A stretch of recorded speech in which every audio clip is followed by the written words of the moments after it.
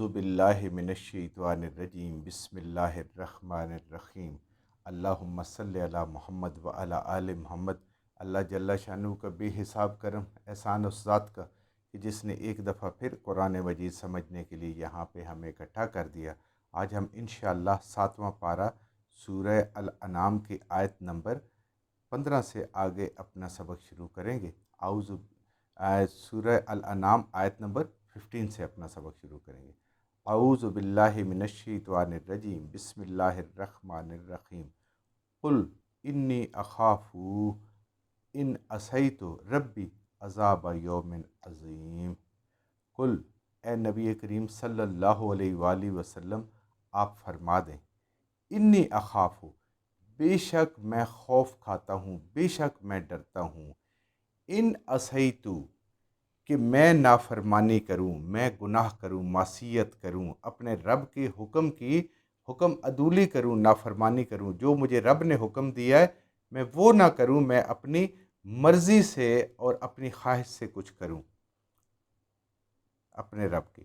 عذاب یوم عظیم، تو مجھے ڈر لگتا ہے بڑے دن کے عذاب کا۔ بڑا دن کون سا؟ قیامت کا دن۔ وہ وقت کے حساب سے بھی بڑا ہے، مشکل کے حساب سے بھی بڑا ہے، دہشت کے حساب سے بھی بڑا ہے، اور پریشانی کے حساب سے بھی بڑا ہے، سوائے ان کو جن کو اللہ تعالیٰ ان پریشانیوں سے نجات دے، جن پہ اپنے اللہ تعالیٰ فضل فرما دے۔ تو اب آپ اندازہ کریں میرے بھائیوں کہ اللہ کے نبی جن کو اللہ تعالیٰ نے مقام محمود عطا فرمانا ہے، جو ایک ہی مقام ہے اور ایک ہی شخص کو ملنا ہے۔ آپ ابن آدم کے سردار ہیں، آپ اللہ کے خلیل ہیں، اللہ کے محبوب ہیں، آپ کو اللہ نے نبوت عطا فرمائی، رسالت عطا فرمائی، آخری نبی ہونے کا شرف عطا فرمایا، معراج عطا فرمائی، بے حساب معجزات عطا فرمائے۔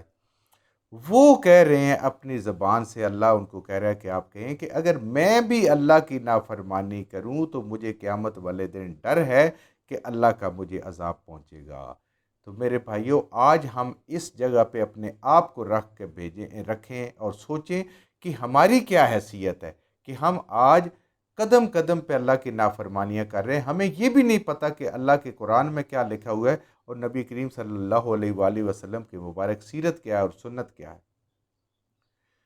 نبی تو ڈر رہے ہیں، لیکن ہم اتنے نڈر ہو گئے ہیں، اتنے ڈھیٹ ہو گئے ہیں کہ ہم اپنی مرضی کی زندگی، اپنی خواہش کی زندگی گزار رہے ہیں۔ ہمیں اللہ کا وہ ڈر نہیں ہے اور قیامت کا بھی وہ عذاب کا ڈر نہیں ہے۔ تو اللہ کا یہ قانون ہے کہ جو بھی اللہ کی نافرمانی کرے گا اللہ تعالیٰ اس کو قیامت والے دن عذاب دیں گے۔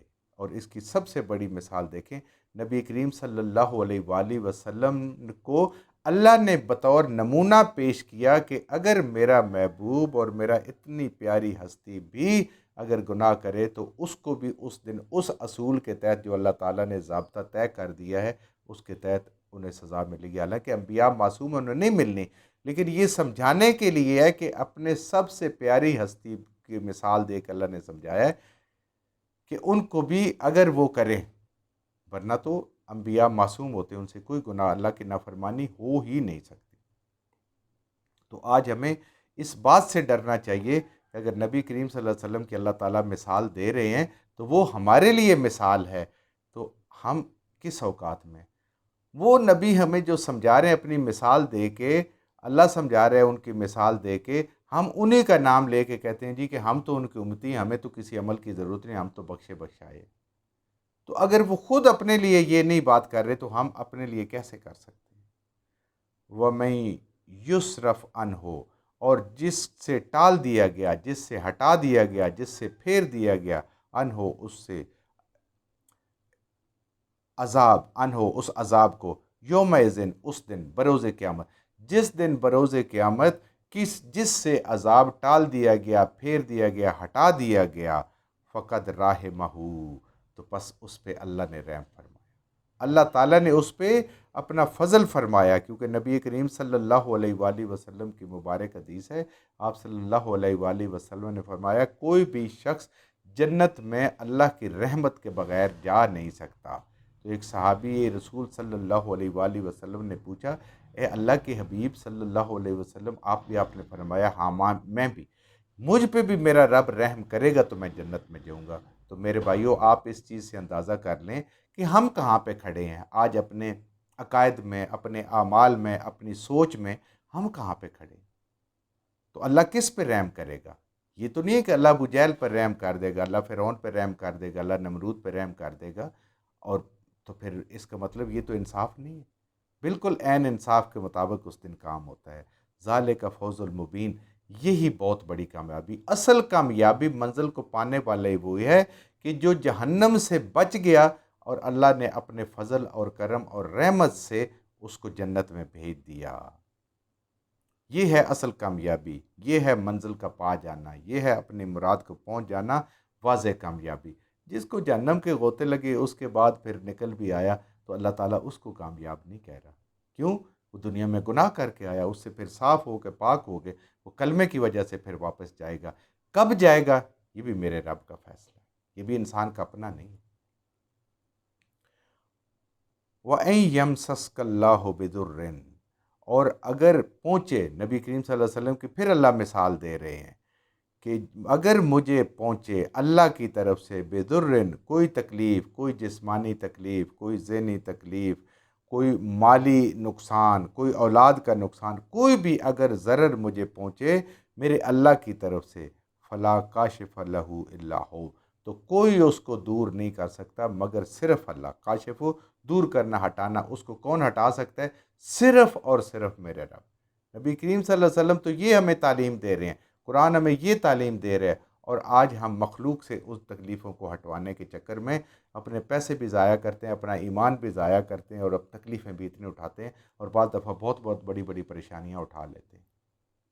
اللہ کے علاوہ کوئی دور کے تکلیف بھی اسی کی طرف سے آتی ہے، پریشانی بھی اسی کی طرف سے آتی ہے، وہ آزمائش ہوتی ہے۔ انسان اپنے گناہوں کی طرف توجہ کر کے اس سے توبہ کرتا ہے، اور دور بھی وہی کر سکتا ہے۔ جو دور کر سکتا ہے اسی کے در پہ جانا چاہیے، اسی سے مانگنا چاہیے، اسی سے التجائیں کرنی چاہیے، کیونکہ اس کے علاوہ کوئی اور مخلوق میں سے کوئی مال، دولت، پیسہ، بہن، بھائی، عزیز، رشتہ دار، کوئی بھی دور نہیں کر سکتا۔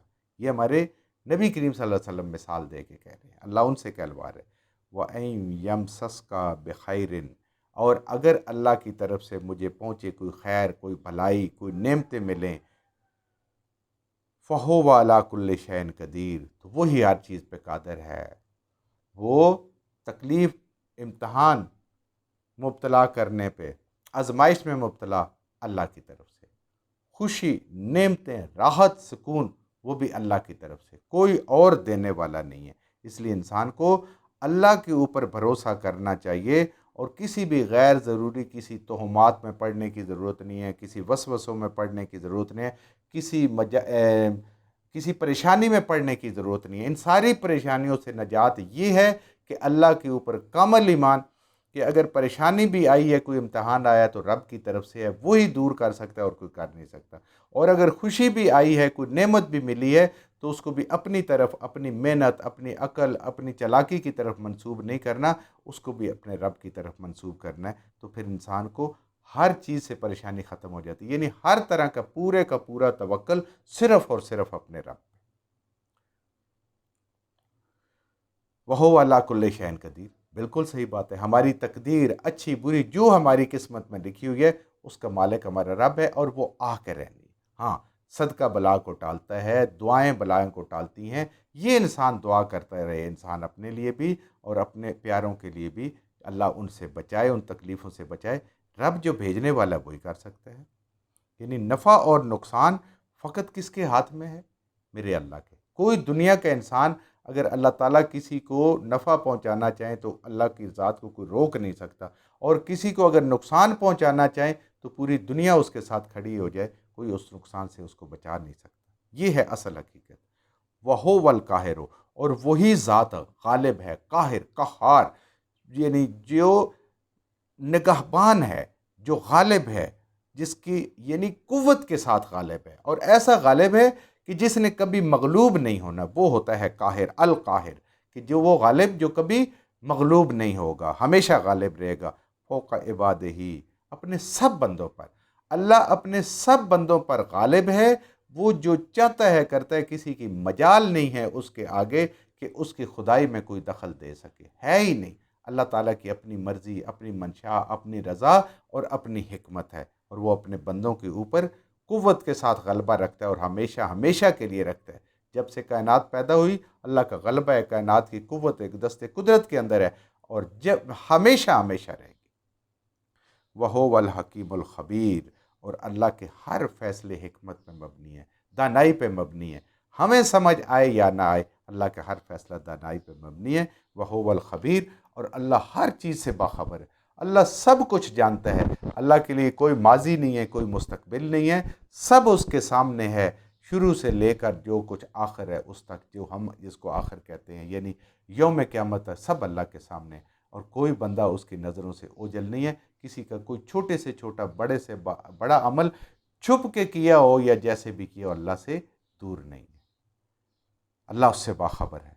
جو کچھ ہم نے صحیح صحیح پڑھا اللہ ہمارے ذہنوں میں، دلوں میں بٹھا دے، جہاں جہاں پڑھتے ہوئے بولتے ہیں ہم سے غلطیوں کے، اللہ میں معاف فرما دے، اور ان غلط باتوں کو ہمارے ذہنوں سے، دلوں سے اللہ کی ذات نکال